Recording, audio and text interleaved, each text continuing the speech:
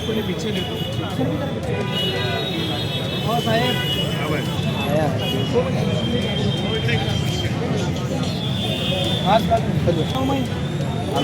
हो थांबा आराम सगळे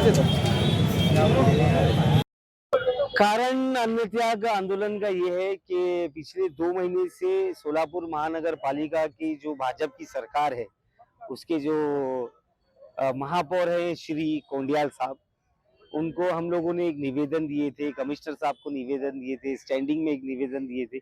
उसका निवेदन का सब्जेक्ट ये था कि महापौर साहब ने एक विशेष नीति के तहत सोलापुर के हर समाज जाति धर्म को सामाजिक और धार्मिक काम के लिए निधि उपलब्ध करा के दिए।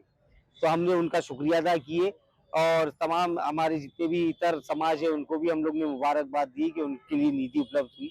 लेकिन हमारा सवाल महापौर साहब से ये था कि अगर आपने सबको निधि दी, सोलापुर के हर समाज को, तो मुस्लिम समाज को क्यों भूल गया? इससे आप क्या संदेश देना चाहते हो समाज में?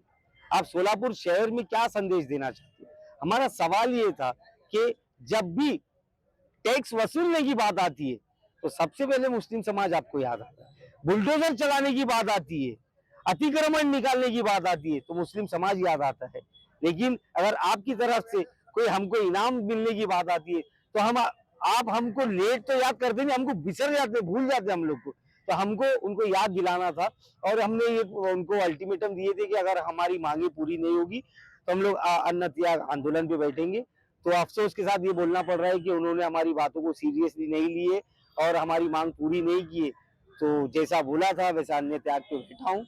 उम्मीद करता हूँ कि हमारी मांग जल्दी पूरी होगी। महापौर साहब मुस्लिम समाज के साथ न्याय करेंगे और हमारा खोया हुआ सम्मान, जो हमारी नजरों में हमको लग रहा है कि हमारा सम्मान नहीं है, कोई हमारी कोई हिस्सेदारी नहीं है, तो वो हमको वापस मिलेगा ऐसी उम्मीद करते हैं और मैं जल्दी खाना खा सकूंगा ऐसी उम्मीद करते हैं। एमआयएमच्या नगरसेवकांनी प्रेस घेतली आणि सांगितलं की 10 कोटी रुपयाचा निधी दिलाय काय राजकारण करताय? नहीं, देखिए निधि जितनी भी मिली वो प्रपोज निधि हो सकती है पहली बात, और जो मिली है वो मुंह से बोलने पे नहीं होती है, वो ऑफिशियली वो बजट में डिक्लेयर होना चाहिए।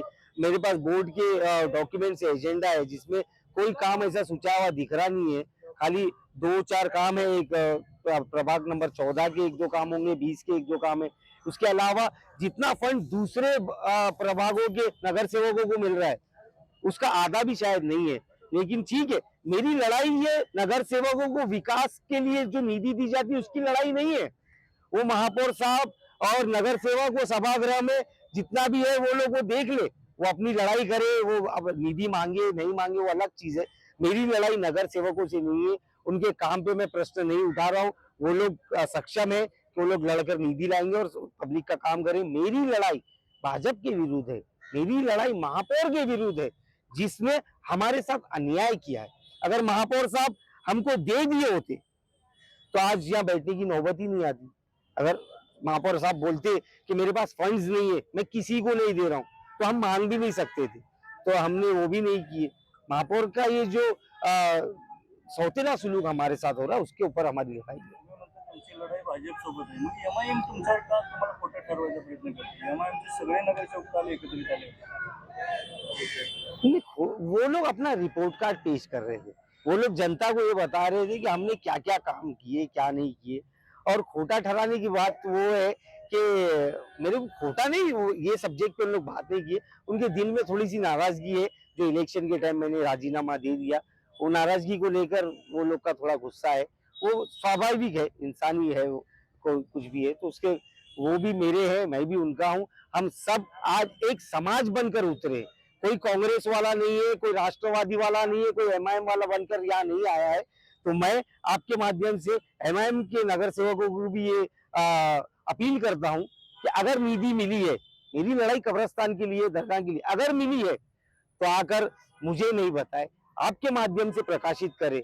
मिली है तो मैं यहाँ से उठ जाऊंगा, और अगर नहीं मिली है मेरे बाजू में गदेला लगाओ और सब लोग अन्यथा का आंदोलन पे बैठो।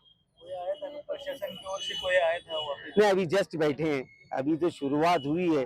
सोनम वांगचुक की नहीं सुनते और वो डिपके की नहीं सुनते, राहुल गांधी को मारते मारते लेके जाते। तो अगर फारूक सिद्दीकी में 1 घंटे में प्रशासन वाले आ जाए तो मैं तो लीडर ऑफ अपोजिशन से भी बड़ा समझूंगा अपने आप को। इनकी आंख खोलेंगे, और मैं नहीं खोल सकता इनकी आंख सोलापुर की आवाम खोलेगी।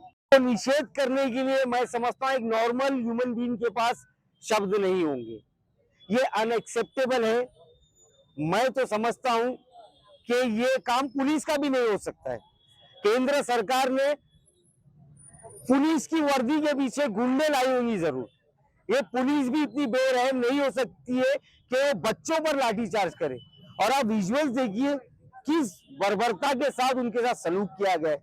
जवान लड़कियों के कपड़े फाड़े गए, छोटे छोटे बच्चों को मारा गया है।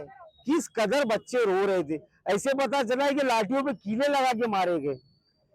और ऐसा भी मामला सामने आया कि एक माँ अपने बच्चे के लिए इंसाफ के लिए आई है और उसका पति पुलिस में और वो लाठियां बरसा रहा है। तो इसके लिए कोई शब्द नहीं है। ये सरकार को नैतिक जिम्मेदारी लेते हुए ये लोग धर्मेंद्र प्रधान का इस्तीफा मांग रहे हैं। मैं तो ये बोलता हूँ ये सरकार ही डिसॉल्व होना चाहिए और वापस से इलेक्शन होना चाहिए, तब जाके इनको पता चलेगा। आज ये जो अहंकार में जी रहे, जो तानाशाही कर रहे हैं, अगर इनके अंदर दम है तो अभी इलेक्शन कराए और देखो ये जेनजी बच्चों की ताकत क्या है। इनको घर नहीं बिठा देंगे तो जो बोले हार जाऊंगा मैं।